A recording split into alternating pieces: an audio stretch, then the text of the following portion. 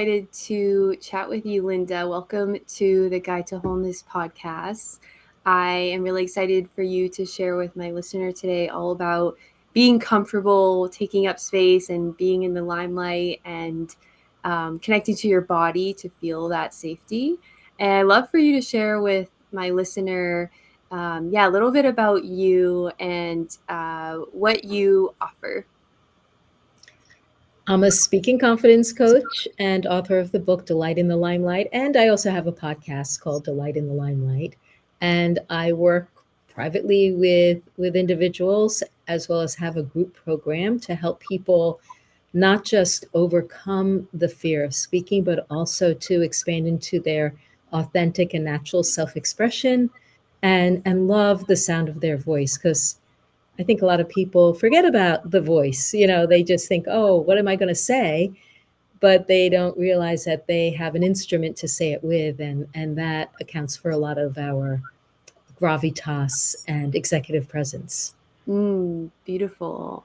Yeah, I'm very excited to talk about this with you. And just your background is amazing, especially, in this podcast. And my listeners love embodiment tools. So I love if you could share about your journey from movement therapy to public speaking and how has your background in that influenced your approach to overcoming fear?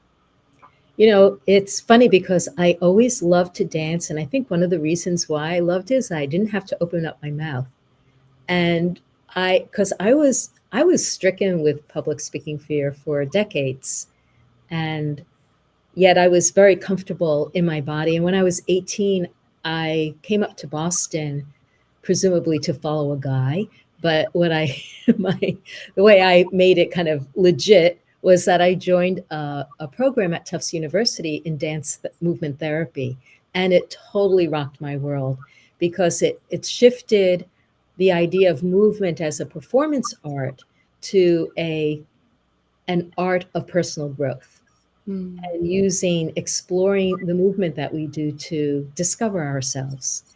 And in fact, I was just writing about this in my newsletter today that it was my first experience of what a transformational experience can be like, where we would explore some kind of movement theme. Maybe it was like getting closer and then further away, or up and down, or um, staccato or smooth, like different kinds of energies or directions, qualities. And then we would do it by ourselves, we would do it in partners, we'd do it in groups, and then we journal about it. And then after journaling, of course, we debrief it. And I just thought this was like, wow, I can't believe that such a thing exists where we can do something so simple and learn so much about ourselves. Because let's say with near and far, it's like, how comfortable do I feel getting close?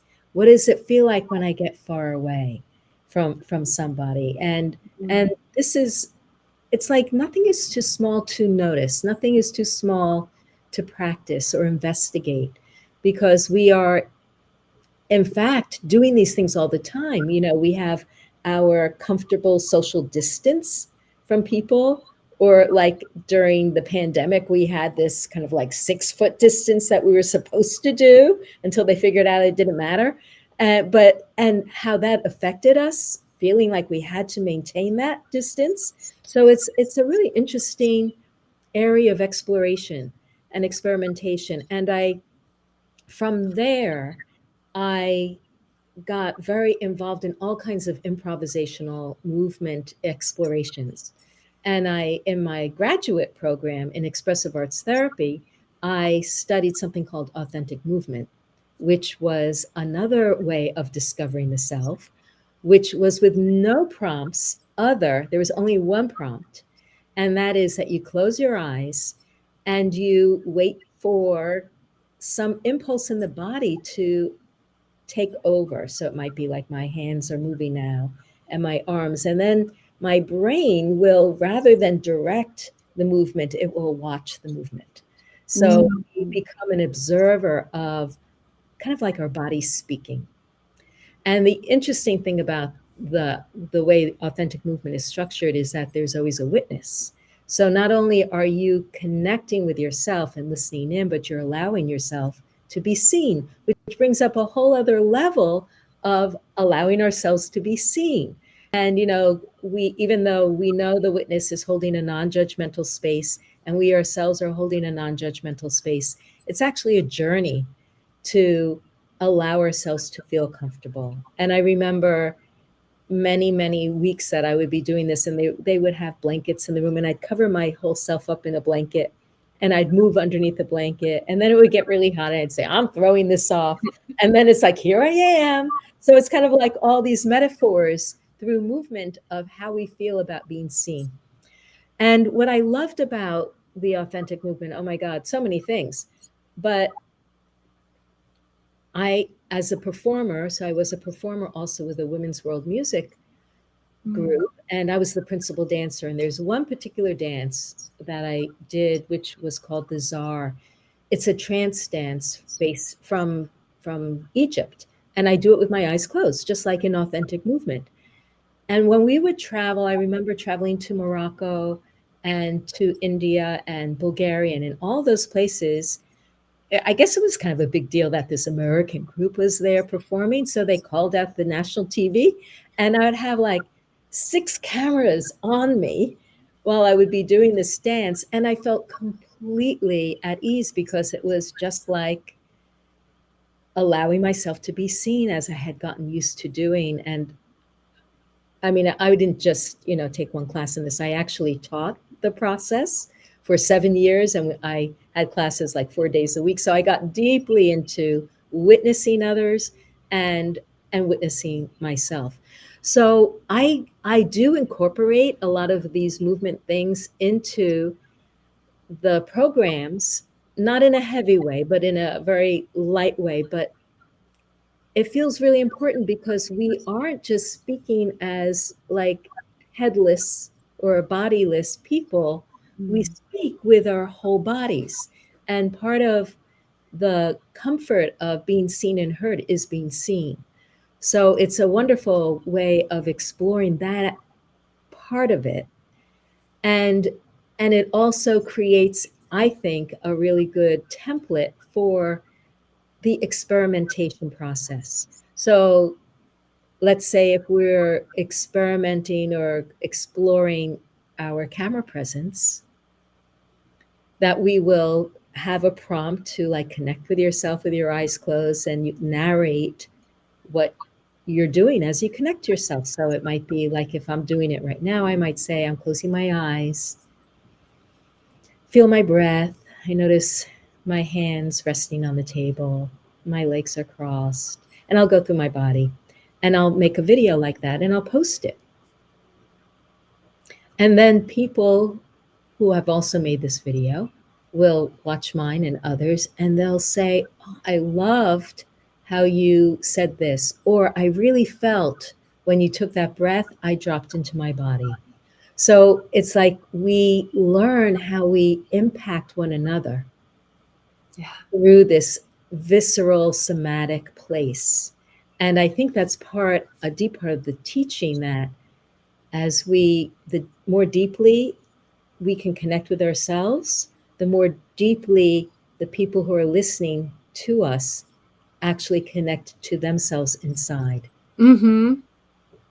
Oh, so beautiful. Yeah, I love that. I really appreciate hearing about authentic movement, and I have a training, and it's different. It's some form of nonlinear movement, but like what you're saying is the witnessing piece is so important, and that's the piece where you're also saying that your embodied experience is like how others are receiving you and connecting to you, and it's like you have to have that internal focus, because it's really easy to perform and like be focused on everything outside of yourself, but in doing that you not only lose connection to yourself but probably the people that you're speaking to as well, right?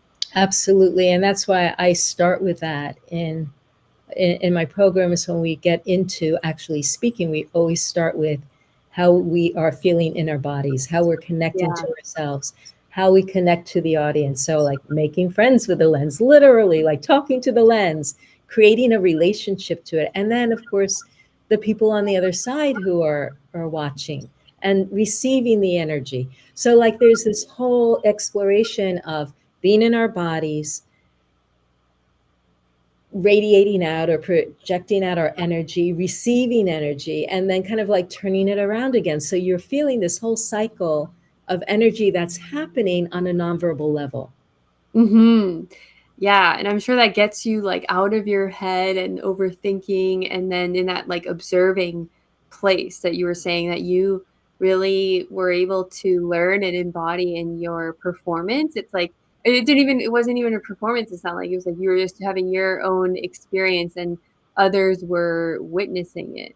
Yes, yes. But that experience, of course, did, lend itself to performing on stage because it gave me the skills to Yeah, always be dropping into my body, no matter if I was doing a choreography, something that was, set movements, or if it was improvised. yeah. And of course, I don't, something that's really popular these days that I love is ecstatic dance. Oh And yeah. I love that. so, just like having a playlist and being able to respond intuitively Mhm. to whatever music is going on and just tuning in and seeing how your body wants to move. And you may not have any witnesses in that, formally, other than maybe people out of the corner of their eye noticing what you're doing, and maybe they, do what you do too, or maybe there's some interaction. But it's really joyful when we can feel comfortable inside our skin. Mhm. Yeah, like what you said, that the goal of your programs is it's just like letting your authentic self be expressed like at the core of it, and movement allows you to do that. And I love ecstatic dance, and it like it gives you so many insights and you like process that way. And I'm curious, like how can my listener start tuning into their body to understand, fear and anxieties? Like, what can they do? Because I think that shows up differently for everyone. But naturally, when you think about being visible and seen, especially if you've had trauma or things in your upbringing, like, how can my listener notice like fear and work with that? Well, I think fear makes itself pretty visible. So I don't know that I need to guide anyone to feel their fear, because I think Yeah. if it's an obvious thing. Although, I don't know if that's true. I take that back, because I was just talking with someone who joined my Delight in the Limelight Accelerator today, and she's done a part of my program in the past. And she's someone who does a lot of speaking. But she said, I'm noticing that I am resisting doing it. Hmm. I'm resisting moving out. And she said, and it just occurred to me that maybe this feeling of resistance is actually fear. Yeah. But because I'm not having the same kind of symptoms that I might have had before, Yeah. I don't recognize it as fear, but maybe it is. Like, I don't want to do this. Why don't I want to do it? Well, there's some fear there, even though I'm not having the Yes. I palpitations can or relate the, to that. yeah, yeah, yeah, yeah. So I think that's true. So I take it back that fear is always apparent. It's not always apparent. Yeah. And it can be hiding in that feeling of resistance, but also, like, if you feel stressed out about something, that's probably fear too. You can always rename, like, okay, I'm feeling stressed out. What am I afraid of? Hmm. And so I think it's like being attuned to ourselves to notice what is our energy like around it. Are we like leaning into it, or are we procrastinating? I'm not against procrastination, by the way. I think there are good reasons to procrastinate, Yes. you know, that it's not always a bad thing. Yep. Maybe we need to meditate a little bit, but it could be something that is more fear-based. So it's always worthwhile to investigate it. I Yeah. love that. Yeah, it's like not obvious, but can be the underlying reason because, of course, like being in the limelight and being visible is, it like brings up a lot of sensation. And so having these tools and awareness can help you to like question, like what you're saying. Okay, why is that? When it might not be obvious at first. Yeah. Now, I am totally for getting rid of the fear. Totally. I'm never going to say to anyone, feel the fear and do it anyway. I think that's BS. Well, it might work for some people, but it didn't work for me and it doesn't work for the people who come to me because there are people who have been doing that. Well, there are two kinds of people who come to me. One are the people who are already pushing through the fear and ignoring the fear and white knuckling through the experience. And then they realize this isn't going away. Even though I'm getting more experience, I have more exposure therapy, it's not going anywhere. I'm needing to manage it. And then there's another group of people that have been avoiding it completely because it feels really uncomfortable. Those are the people that it is obvious to them what the fear feels like. Yeah. Yeah. So I believe that when we have these symptoms of anxiety or nervousness or resistance, whatever you name it for yourself, that it's not a bad thing in itself. It's not an evil thing. Let's put it that way. Mm-hmm. It's not it's unhelpful in that it gets in the way of you being the kind of speaker that you want to be. It gets in the way of you feeling grounded and confident and clear-headed. Because it absorbs your brain. Like if you're having shaky hands or shaky voice or you're trembling in some way, you're aware of that and you're trying to manage that because you don't want people to see that you're nervous, or you don't want to blank out, and maybe you are blanking out or you're worried about being nervous, and it just absorbs all of your energy that it would be better used for just speaking.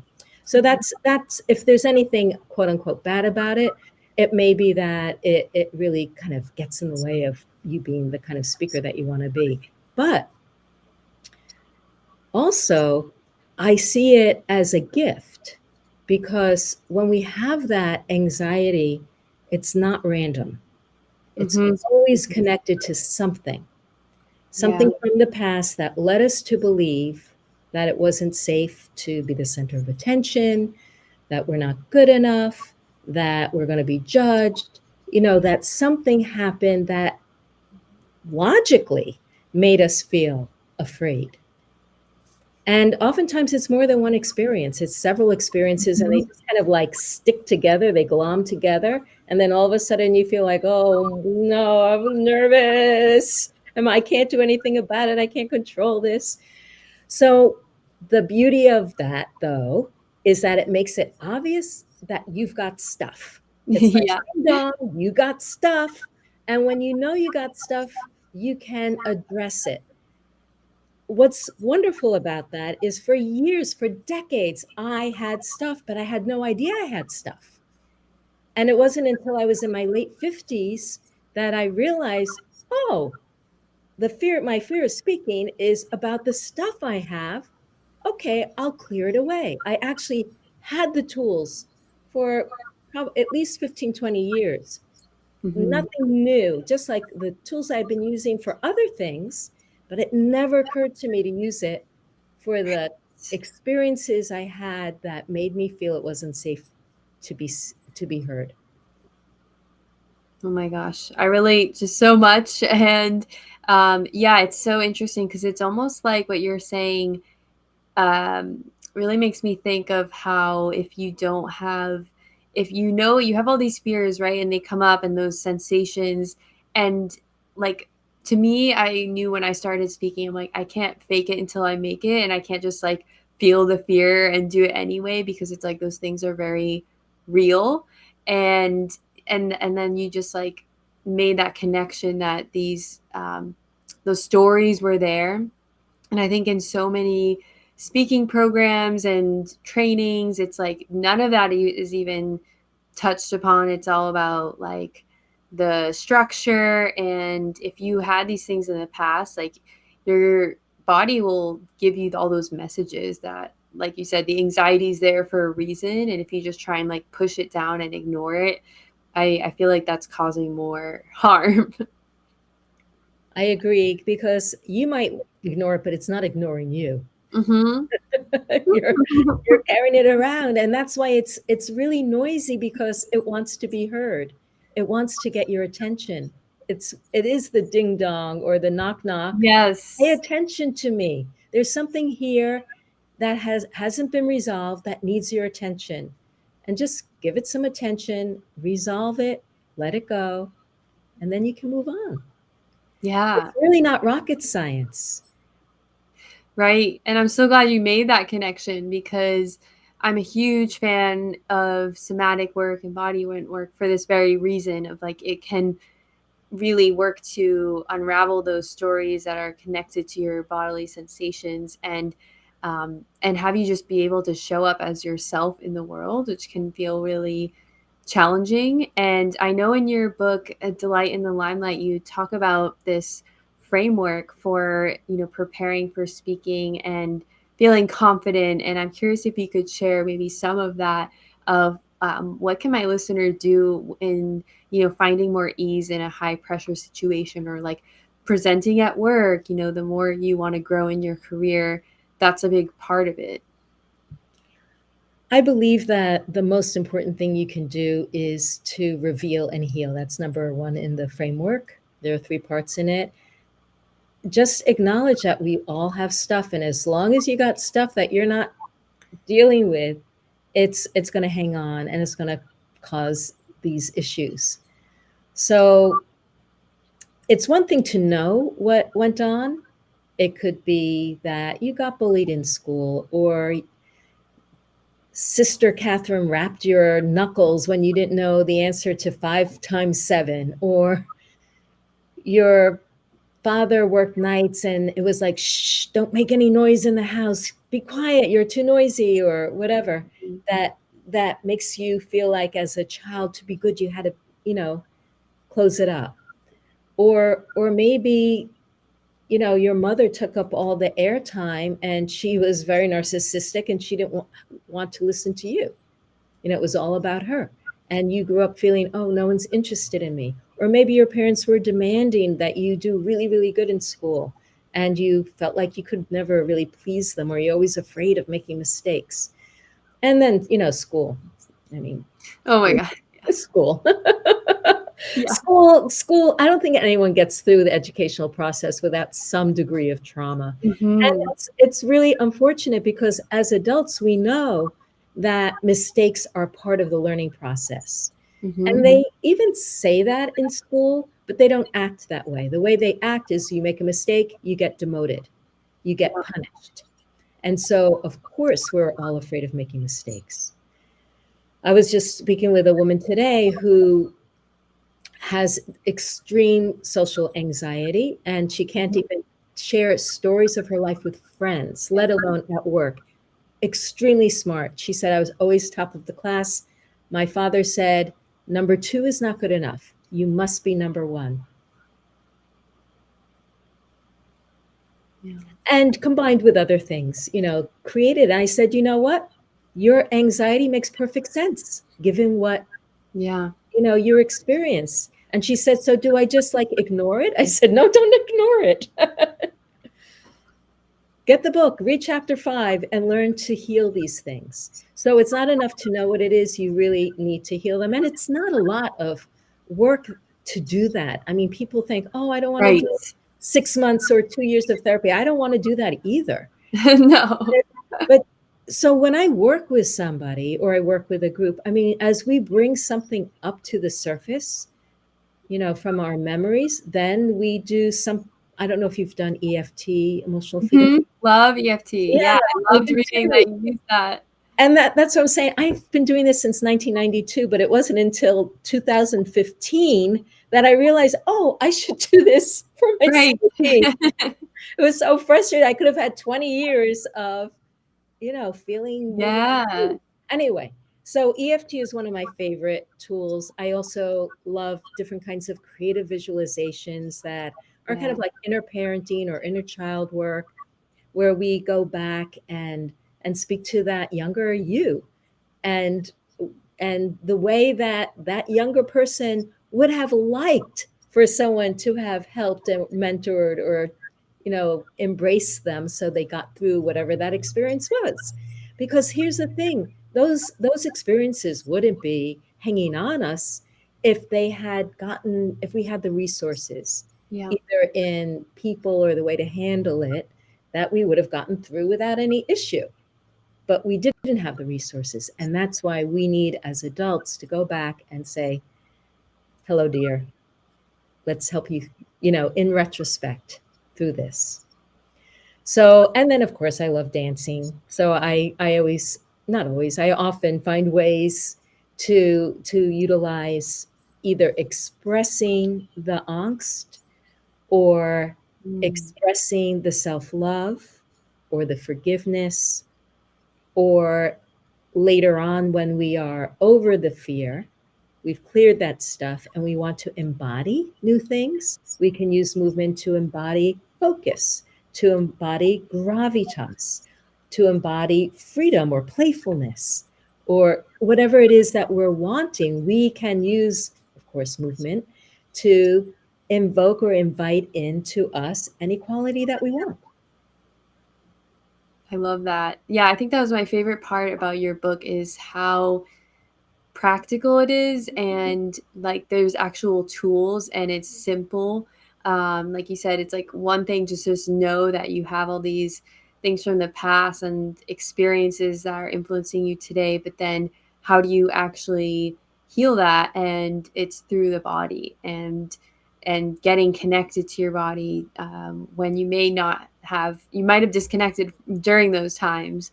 And I love that using movement is one way to just like be intentional about like what you want to create and how you want to show up as. Was like you said, I think people are really attuned to, yeah, your body language and your presence more than your words sometimes.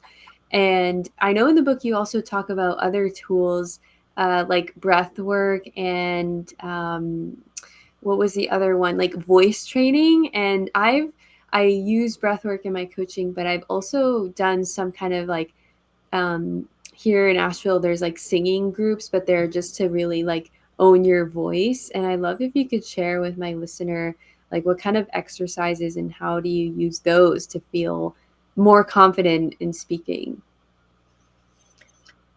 One of the This has been a real transformation for me personally, the vocal piece of it, because I have performed with a singing group for 40 years, but my confidence was diminishing over time. And it was an extreme place of suffering for me. Suffering and frustration is like, why can I not hold a steady tone anymore? Why am I afraid to hit the high notes? Why am I feeling so self-conscious? And when I started writing the book, two things became apparent. One was it's not random, and I can use the same tools in the book that I'm telling other people to get over their fear of speaking to figure out what my fear of singing has, what happened, because I wasn't always like that. And number two, that even though I had been taking singing lessons every single week for 44 years, I was not in touch with my vocal production. It was like my throat was Uh, it was blank. I had no sensation Mm. Mhm. of my throat at all. I All my singing teachers were focusing on other things. And I realized when I wrote this chapter 11 on the breath we take and the sounds we make, I started experimenting with what happens and what does it feel like to make our sounds. And for weeks, I just did little tiny hums like, mm. Like if you're saying, uh-oh, that kind of thing, but on a hum. Mm. Mm, mm.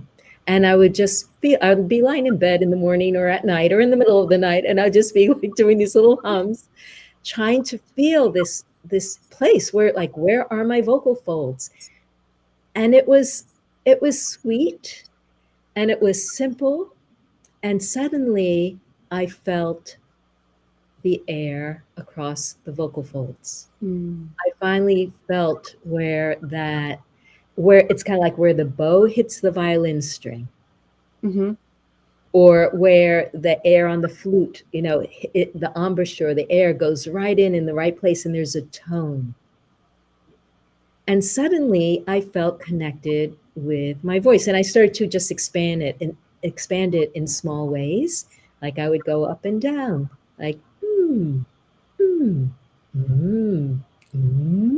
And in a singing class, they want you to sing songs. So spending hours doing this felt like it was it was like I created an embodied practice for myself to discover what is vocal production. Probably I did this as a 1-year old. Probably, all Mm-hmm. 1-year olds and 2-year olds and 3-year olds are playing with their voice. They're loving it. And I feel like that's what we have to do more. We need to play with our voice. So that's a little bit kind of like minute. And it may not feel accessible for, let's say, the listener. So let's go a little bit larger. Let's go a little more direct to, let's say, the words you speak. That, first of all, if you feel nervous and your voice shakes when you speak, you must spend some time before, in the morning, or right before you speak, if it's online, go someplace where you can just open your mouth and make sounds, any kind of sounds. It doesn't matter. What you want is to be able to be trusting of the sound that comes out of your mouth, and Mm-hmm. feel big, let it take up space. So ah, oh, hey, yeah, whatever it is, blah blah blah blah blah blah blah. So that is number one. Just play with your voice, make sounds, find that resonance, find your volume. We want our voice to carry. If our voice doesn't carry, it's not heard. So that's number one. Number two is that we all have vocal habits. So, like, if you have been afraid or shy to speak, it's going to affect not just the way you breathe, but also the sound of your voice. It may be, for me, it was that I spoke very softly. Mm-hmm. Also, because in my home, loud voices meant angry and scary, and I didn't want to make people feel scared of me, and I didn't want to show that I anger. So I had made a decision I'd never speak that way. I spoke like this, and I was very good at meditation, sounds, something very soothing, but I couldn't project my voice, even though I was a performer. I could project for a bit, but then like a rubber band, it would come back. Mm-hmm. Some other people will speak really fast because they want to get it over with, or they're afraid they're burdening someone. They don't want to take too much of your time. Some people will mumble because they're unsure that anyone wants to listen to them. So it's just mumbling. So, what we can do to become more grounded and articulate is to play with the words we say and get familiar again, because you did as a little kid. You just kind of got it stopped at some point, but we got to be like kids again and play with our words. So let's just say play with our words. We've got to we've got to play with our words. We have to play with our words. We have to play with our Mm-hmm. we have to play with our words. So even just that, where I'm changing the emphasis, all of a sudden it has more dynamics, it has more meaning, and it's more engaging, it's more compelling for the listener, and it's more fun for me. So even if you just did that one thing where you decided, I'm going to take one sentence in something that I'm saying, and I'm going to take that and say it in 10 different ways, and that little thing is going to make a difference. But if you want to take it further, you can slow down a sentence to find your resonance. You can slow down your sentence and find the resonance, because the resonance is on the vowels. And a lot of times we clip our words. Mm-hmm. This too, I speak the way I do because I've been practicing. But I used to say I live in Bedford, and people would say, "Where?" Bedford. And then I realized I had a problem with RD, Bedford. And I had to practice where's the vowel in that syllable? And I had to relax my Mm, relax yeah, my jaw. And I say it more comfortably, more at ease, Bedford. And now it rings, it sings. So it's like even though we're speaking, we want our vowels to sing. I love that. Yeah, it's so interesting that, we have these habits that maybe we don't notice. And like you said, it's being really intentional. And I think that that practice is such a great takeaway. And I'm going to be adopting that. And I hope that my listener does too, to just like build confidence with different, like that range. And I really feel like that relates to your expression in the world too, because when you're like clipping and holding back, it's like you're holding part of yourself back out of like fear of taking up more space. Like all those examples you shared of like those are a lot of valid reasons why it would feel unsafe to have yeah, like take up space with your voice and speak loudly and enunciate because you didn't feel safe to do that in the past. And yeah, and like with your breath as well, just like managing that. I really, really love that it's like really practical things that you could do daily and just like build up your comfort level with those practices. Yeah. And what I recommend is bring that into all your conversations. Yeah, Start doing it in the places you already feel comfortable. Who are you talking to in the day? Is it a friend, a partner, uh, a kid, your yeah, colleagues, wherever it is? Start to expand the sounds that you make. Like let your vowels sing a little more, have a little more dynamics, like expand your self expression, and or drop into your body. Like practice while you're speaking, feeling your feet on the ground, or while you're listening, letting go of any kind of tension in your body. You yeah. can, nothing is too small to practice, and everything that you practice in comfortable places, you'll then have more capacity and ability Right. to do in those high stakes moments. So you don't want to just like think of, oh, it only counts in those high stake moments. No, we are speaking is our human design. We're doing it all the time. Enjoy all the speaking you do. Enjoy all the stories that you tell, whether it's at home, to one person, or it's at Hmm. a party, or around the dinner table, or around the water cooler. Yeah, I love that advice because it really is just like how you're relating, like you said, your client with social anxiety. It's like it's very real to already just be experiencing it in those kinds of relationships, not even in speaking. So building comfort level with people that do feel safe, and especially as women, I think voice is like such a big wound, and like making sure that you can reparent yourself in that way will help you to just like show up more as yourself and make those connections. I think that's like ultimately, would you say like the goal of embodying yourself fully and speaking is like making those connections, making an impact? It's a dual process of connecting with ourselves and connecting with others. One of Yeah. the beauties of overcoming the fear is that you have the capacity to connect with others more, because when you're in the fear, you are separating yourself from them because you view them as the judge or they value Yeah. it. It's unsafe. So, of course, you are separating from that. And that's why another reason why once you get over the fear, suddenly I know for myself, suddenly I could pay attention to my audience. I always love the idea when Right. someone don't think of yourself, think of your audience. I said, I like it, but how do you do it when you're trying to manage the shakes? Right. Yeah, it's so true. And I that's why I really loved your book and your approach just in general, is because it takes into account all aspects of yourself, like your emotions, your body, your energy. And then I know there's a whole part about like visualization, like the mental piece.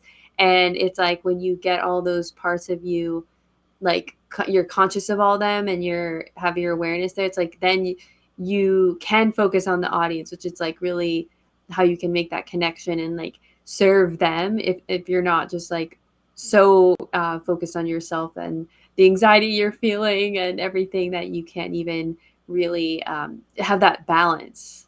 Yes. Beautiful. Yeah, and I love for you to share what is one key takeaway that my listener who could be a business owner or have their career and even as a friend or just a person in a relationship who wants to show up more fully as themselves. What's one like practice they could do to start doing that? One thing I liked a lot in your book was um, the practice of like looking in the camera, because I don't think a lot of people talk about that, as that can actually just bring up so much, and that's not even a person, but a lot of us are on social media now and we need to do Zoom calls. So yeah, I'm curious if there's anything around like that practice with the camera or another takeaway that you would give them. Well, the camera I did mention before about making friends with a lens and Yeah. actually like speaking to the camera and sharing what, like, if you were going to build a relationship with a person, you would, you know, ask some questions, you would let that person know what you like and appreciate about them. You Yeah. would you would be friendly to it. So with a camera, it could be like, I really am amazed at what you can do, that in this day and age, I can, through this camera lens, speak with Emily or whoever. I can speak with people on other side of the world. How cool is that? We don't have to be in the same physical space to be in the same virtual space. And also to kind of like get to know a little bit of the camera. Like a lot of people don't even know where the camera is. I Mm-hmm. always ask my students to like take your finger and just wander around until you cover it up and see, Yeah. oh, it's there. It's not the light, it's to the right of the light or Right. to the left of the light. And every device that you use is going to be different. If it's your camera on one side or the camera, I mean, your phone on one side or the other, it's a different place. If it's a webcam, it's going to be a different place. Right. So like get to know it, talk to it, express your appreciation to Yeah. it, and make friends with it so that you feel like what you're grateful for and what you're excited about and what you appreciate. And then you can, when you look at the camera, you have this relationship already. When I turn on the camera, I've, what is it called, not entrainment, I've conditioned myself. And this Mm. is what I do with my students in the Comfy on Camera part of the program, where you ground, you say, hello, camera. Hello, all you people on the other side. I appreciate you. So it's like this circle around of energy where you start from within, you reach out, you receive, and you circle back out again. And then you're feeling this cycle of energy exchange. So when you get on, and then that kind of like forms the beginning of the Comfy on Camera program, where you then explore your personality, how you use your gestures, moving. We do some authentic movement Yeah. and playing with our voice, and then starting to tell stories. But it always starts with that beginning ritual of grounding, hello, receiving, appreciating. And and so every time I turn on the camera now, it's like it happens almost simultaneously. It's like I go shoo, Right. whoosh, I'm here. Yeah, your body's remembering from that experience. And I love Yes. making friends with it, making a relationship.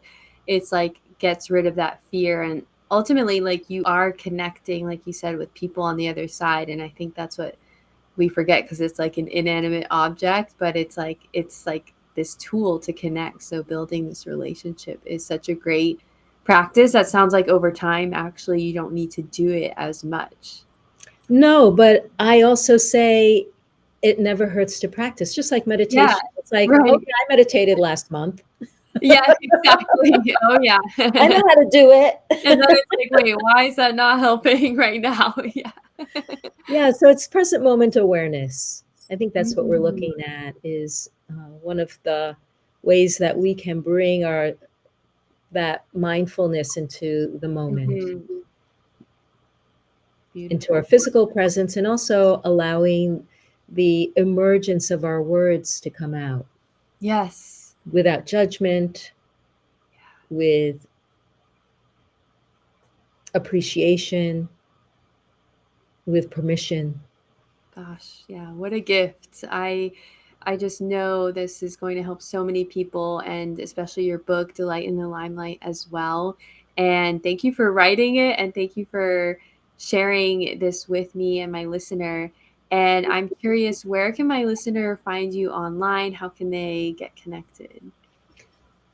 You can find me at Linda Ugelow, Ugelow. So that's my website, my TikTok, LinkedIn, wherever.